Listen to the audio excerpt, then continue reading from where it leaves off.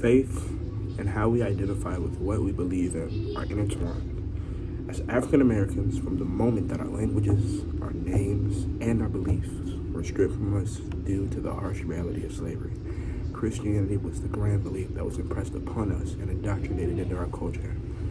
And although widely spread, Christianity is a belief that has not held the same zeal or the same zest for every congregation that it's preached to, or for every pulpit that decides to preach it, which is where religions such as the Nation of Islam have spread their hands.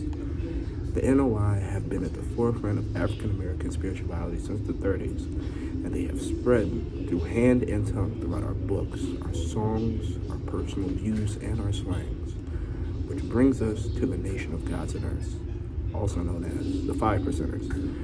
To understand the ideologies and ideals of this offshoot, we must go back to where it all started, with a man from Mecca and a disillusioned prophet. The Nation of Islam was started, as aforementioned, in the 30s, but the religion and what it spoke and promised to the black man was not the first of its type.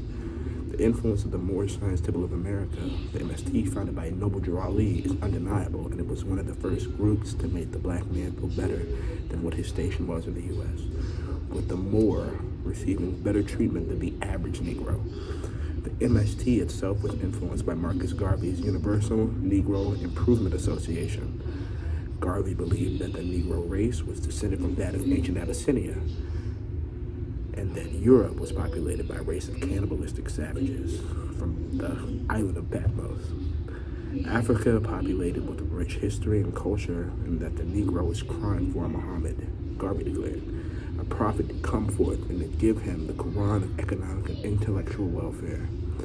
Now, Noble Drew Ali adopted Islam as his religion, founded a Canaanite temple in Newark, which he referred to as Newark, New Jersey, then traveled to New York, where he found Marcus Garvey. Noble Drew Ali, he was impressed by Marcus Garvey, adopted his ideals, and went on to find an MST branch in Chicago, and it was from this branch that something monumental would happen. From this branch would come a man who went by many names, but would make himself known on July 4th, 1930, and that man was W.D. Fard, the founder and the first leader of the Nation of Islam. Fard took the MST ideals and morphed them with his own new doctrines, history, numeric values, and his own scientific/logical base to support his theology. As the NOI spread its word across the East Coast, Fard eventually took under his wing a man named Elijah Poole from rural Georgia, the future Elijah Muhammad, and the leader of the nation. Fard soon disappeared mysteriously and left Elijah in his wake, who would continue to spread the nation and pick up many valuable members, including convict, former pimp, and former hustler Malcolm Little, who would become public enemy number one, Minister Malcolm X. It is through the nation's reach that we come to the genesis of the 5% Nation, with the seed of what will become its lasting ideology being NOI brother Clarence Smith.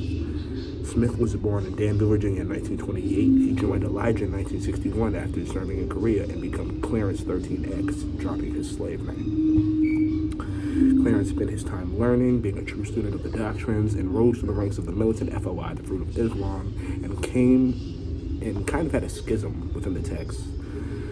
So, what he found out was, should he accept the nationwide acceptance that Fard was Allah's representation on earth, or follow the supreme wisdom lessons, which would have meant that Fard was a false prophet? This took Clarence a lot of time, and he digested it, and he broke down the word when he met with a fellow Muslim, John 37X Brooks. The two would break off from the NOI and establish the Nation of Gods and Earths, more commonly known as the Five Percenters. The Five Percenters are a spawn of the NOI, with their teachings, black empowerment, and ideological enlightenment belonging to the nation.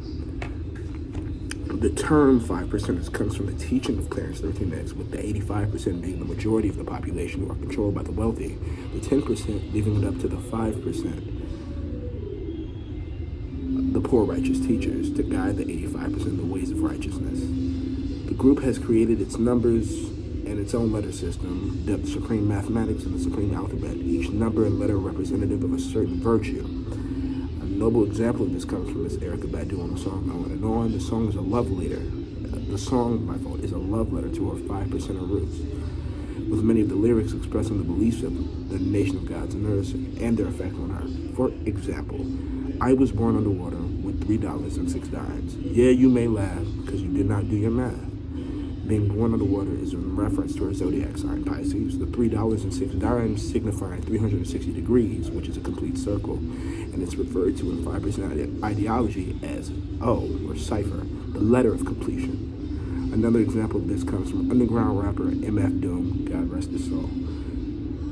In his song Doomsday, there's the line, pop the trunk on C-cipher punk, leave a meth scrape, God forbid if you don't escape, blame a meth tape. Definition, supervillain, a killer who loves children, one who's well skilled in destruction as well as building. This references the supreme alphabet and how C-cipher power is a code that is used for cop, and how the language uses its own numbers and symbols to have kind of a code word that people can use to maneuver through spaces. The second line, where it says one who is well skilled in destruction as well as building, references the supreme mathematics and how build and destroy is a part of the essential mathematics of life, with one making way for the other. In conclusion, the 5%ers have taken a lot of inspiration from distinct aspects of our past, and it is from that which has spawned an ideal that turns the average man and the average woman into a god, into an earth of their own design. Thank you.